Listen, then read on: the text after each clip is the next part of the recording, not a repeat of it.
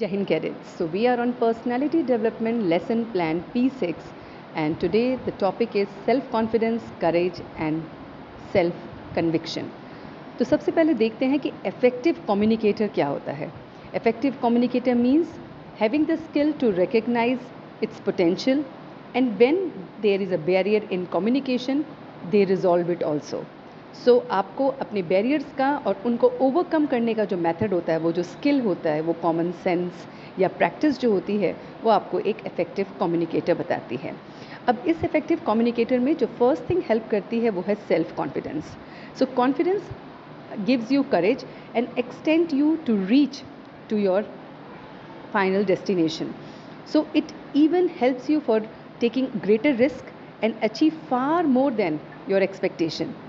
Self-confidence is extremely important in almost every aspects of our life और हम जितना ज़्यादा आगे बढ़ते जाते हैं, स्ट्रगल करते हैं, फेस करते हैं डिफ़िकल्टीज़ को, सो हमारा सेल्फ कॉन्फिडेंस उतना ही बढ़ता रहता है. अब हम बात कर रहे हैं कि importance of self confidence and self efficacy. So ये क्या चीज़ होती है? तो सेल्फ कॉन्फिडेंस की इम्पॉर्टेंस इसलिए है because this helps the person to develop the ability to take the task और उसको चाहे हम अपने लिए करें या फिर दूसरों के लिए करें, अपनी फैमिली के लिए करें, किसी के लिए भी करें, तो वो सेल्फ कॉन्फिडेंस के थ्रू ही हम कर सकते हैं. या फिर ये कहें कि इसमें सेल्फ कॉन्फिडेंस में हमारा मेंटल और फिज़िकल जो हमारी एनर्जीज़ होती हैं वो भी हेल्प करती हैं टू डू दिस टास्क.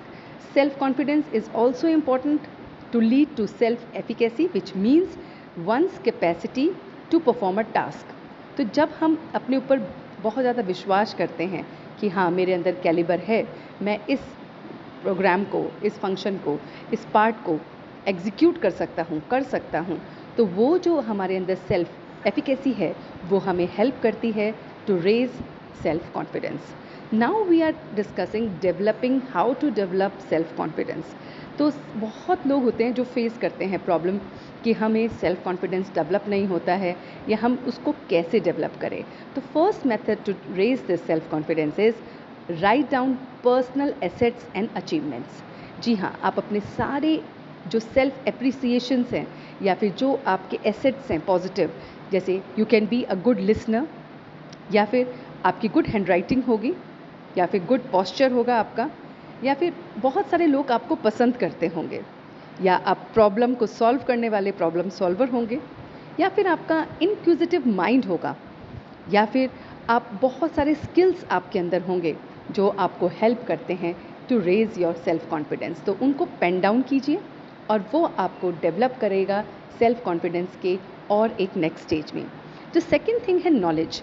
किसी भी चीज़ की नॉलेज जब हमें ज़्यादा से ज़्यादा होती रहती है तो हम स्क्रैच से अगर हम देखें तो छोटे छोटे जो भी आपको डे टू डे रूटीन में कोई नया वर्ड मिला है उसकी आप मीनिंग को सर्च करते हैं, उसको एप्लीकेशन को यूज़ करते हैं, तो धीरे धीरे जो भी नॉलेज आपके अंदर एंटर होती रहती है वो आपके सेल्फ कॉन्फिडेंस को रेज करती है.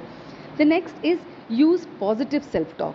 तो अपने लिए सबसे पहले हमें पॉजिटिव सेल्फ टॉक करना है. अब उसके लिए कुछ स्टेजेस हैं. नंबर 1, फर्स्ट स्टेज है कि state the incident that caste doubt about your self worth. तो उस पर्टिकुलर इंसिडेंट को देखो जिसकी वजह से आपको अपने अंदर डाउट आया है.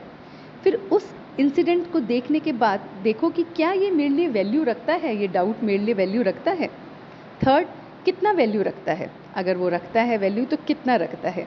और fourth is account the cause of that incident. ये डाउट का कॉज क्या है, ये पहले कभी हुआ है मेरे साथ तो ये डाउट क्रिएट हुआ है. And fifth is identify ways to prevent that doubt again coming or happening in your life. And sixth is use positive self talk. तो जब डाउट का क्लियर हो गया, उसका पता भी चल गया, अब हम वहाँ पे पॉज देके उस इंसिडेंट को देखेंगे, उसके लिए पॉजिटिव सेल्फ टॉक रखेंगे कि जब भी कभी मैं ये करूँ तो मेरे को ये सेल्फ डाउट नहीं आए. Next is avoid negative self talk. कभी कभी हम कहते हैं I am so stupid, I always do things wrong. ये ऐसे नेगेटिव टॉक नहीं करना है. Next, use positive visual imageries. Visualization एक वो टेक्निक है जिसमें जो आप देखते हो वो होने लगता है. तो जब आप अपने ऊपर सेल्फ डाउट देखते हो, अपने आप को लो फील होता हुआ देखते हो, वही होता है। सो अब हमने क्या इमेजिन करना है, आपने पॉजिटिव विजुअल इमेजिनरी बना रही है, अपना पॉजिटिव आउटलुक देखना है। उसमें टेक्निक्स हैं जो आपको हेल्प करेंगी, वो हैं अपने बारे में सेल्फ टॉक, पॉजिटिव एफर्मेशंस, और वो देखना है कि हाँ, मैं कॉन्फिडेंटली स्टेज पे परफॉर्म कर रहा हूँ, या फिर मैं इस पर्टिकुलर टास्क को बहुत अच्छी तरह से कर रहा हूँ। सो ऐसे अपने अंदर पॉजिटिव इमेज देखना। Next is strive for peak performance. तो peak performance is the mental state necessary for achieving maximum result from minimum efforts. तो अपने आप को हमेशा बेस्ट टू बेस्ट करके दिखाना कि अब जो मैंने काम किया है, जो मेरी परफॉर्मेंस है, इसमें कुछ भी ऐसा नहीं होगा कि मैं ये कर ही नहीं सकता, या थोड़ा और कर लेता तो बहुत अच्छा होता। सो हमें अपना जो भी परफॉर्मेंस देना है वो पीक परफॉर्मेंस देना है। The next thing which will help you to raise your self confidence is that you have to do self actualization. Time पे अपनी एक्चुअलाइजेशन देखनी है कि मेरी एक्चुअल में स्टेट पहले कैसे थी, अब मैं कैसा हो गया हूँ, और आगे मैं कैसे होऊंगा। Next is extraordinary focus and concentration is involve to raise your self confidence. जहाँ पर भी आप बैठ रहे हैं, बातचीत कर रहे हैं, सुन रहे हैं, कुछ बोल रहे हैं, तो आपका एक्स्ट्रा ऑर्डिनरी फोकस भी होना चाहिए और कॉन्सेंट्रेशन भी। The next is peak performer have a mission in their work and personal life. आपका डेली का कुछ ना कुछ मिशन होना चाहिए कि ये मुझे फुलफिल करना ही है, ये मैं करके ही रहूँगा। सो वो मिशन ज़रूरी है। तो जो पीक परफॉर्मर होते हैं वो अपने मिशन के साथ चलते हैं, कमिटमेंट के साथ चलते हैं, और फिर उन्हें बहुत अच्छा कॉन्फिडेंस फील होता है। तो ये वो बातें हैं जो आपको एक पीक परफॉर्मेंस में याद रखनी है। Now to raise the self confidence, the next point is bounce back from setbacks and embarrassment. जो भी आपकी लाइफ में एम्बेरसमेंट हुई है, एडवर्सिटी हुई है, इन सब को आपने एम्बेरसमेंट को देखना है और फिर उसमें बाउंस बैक के फिर से खड़े हो जाना है। So don't get into it but come out of it. Next is get past the emotional turmoil. तो जो भी पास्ट में हुआ, प्रॉब्लम जो भी आई, उसको एक्सेप्ट करना है और do not just stake back there only कि वहीं पे हम वहीं पे रह गए। नहीं, हमें इमोशनल टर्मोइल आया, मैंने उससे क्या सीखा और अब मैं आगे बढ़ गया हूँ। तो ये भी आपके सेल्फ कॉन्फिडेंस को रेज करेगा।